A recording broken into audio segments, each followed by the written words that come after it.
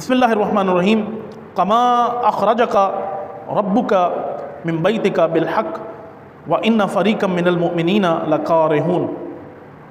یہ آیہ نمبر 5 جنگ بدر کے متعلق ہے۔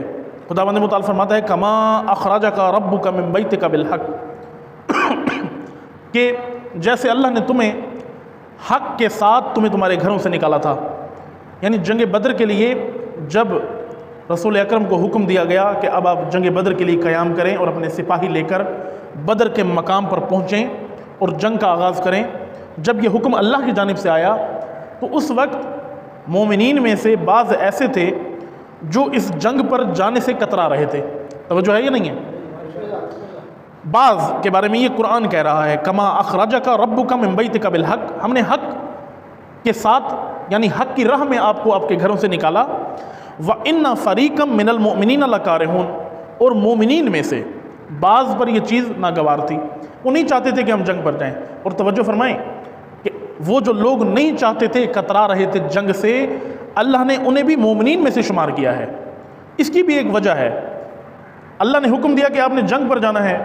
قرآن میں آیت ہے کہ جب ہم نے جنگ کا کہا اور آپ نے جنگ کے لیے لشکر تیار کیا تو بعض مومنین میں سے ایسے تھے جو کترا رہے تھے، جنگ کے لیے جانا نہیں چاہتے تھے، تو اللہ نے ان کو بھی کہا کہ یہ بھی مومنین میں سے تھے۔ اس کی وجہ یہ ہے کہ اسلام اس وقت بہت تازہ تھا، نیا اسلام تھا، اور مومنین کے اندر اس دور کے صحابہ کے اندر جب جنگ بدر ابھی ہوئی بھی نہیں ہے، ابھی ایمان اتنے کامل نہیں ہوئے تھے، ابھی ایمان بھی اپنی ورزدگی کر رہے تھے اور ایمان بھی کامل ہو رہے تھے۔ اس حالت میں کہ ابھی نیا اسلام جس نے اپنی جڑیں پھیلانا شروع کی تھی، اپنی شاخوں کو پھیلانا شروع کیا تھا، یہ وہ ابتدائی دور تھا۔ تو ابتدائی دور کے اندر یہ مسائل تھے شروع کے مومنین کے اندر۔ اللہ تعالیٰ نے ان لوگوں کو جنہوں نے جنگ بدر سے کترانا چاہا ان کو بھی مومنین میں سے شمار کیا۔ وَإِنَّ فَرِيقًا مِّنَ الْمُؤْمِنِينَ لَكَارِهُونَ، مومنین میں سے بعض ایسے تھے جو کترا رہے تھے، جنگ پر نہیں جانا چاہتے تھے۔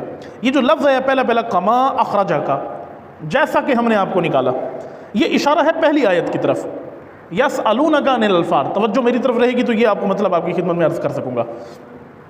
پہلی آیت میں تھا کہ اے رسول یہ لوگ آپ سے انفال کے بارے میں پوچھتے ہیں۔ انفال یعنی جنگی غنائم، جنگ جب انسان جیت جاتا ہے تو غنیمت کے طور پر بہت سارا مال ملتا ہے۔ تو جنگ بدر کے اندر ایک تنازع تھوڑا سا بن گیا کہ جنگ بدر کے اندر فلاں لوگوں نے کہا کہ بعض اصحاب میں سے بعض نے کہا کہ یہ مالی غنیمت ہمیں ملنی چاہیے، جنگی غنیمت ہمیں ملنی چاہیے۔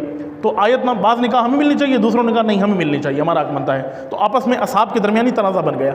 تو اس تنازع کو ختم کرنے کے لیے اللہ نے آیت نازل کی کہ یہ انفال نہ تمہارا حق ہے نہ تمہارا حق ہے، یہ اللہ اور اس کے رسول کا حق ہے۔ قُلِ الْأَنْفَالُ لِلَّهِ وَالرَّسُولِ، توجہ ہے یا نہیں ہے؟ یہ انفال اللہ کا حق ہے، اس کے رسول کا حق ہے، وہ جس کو چاہیں عطا کر دیں۔ فَاتَّقُوا اللَّهَ وَأَصْلِحُوا ذَاتَ بَيْنِكُمْ وَأَطِيعُوا اللَّهَ وَرَسُولَهُ إِن كُنتُم مُؤْمِنِينَ۔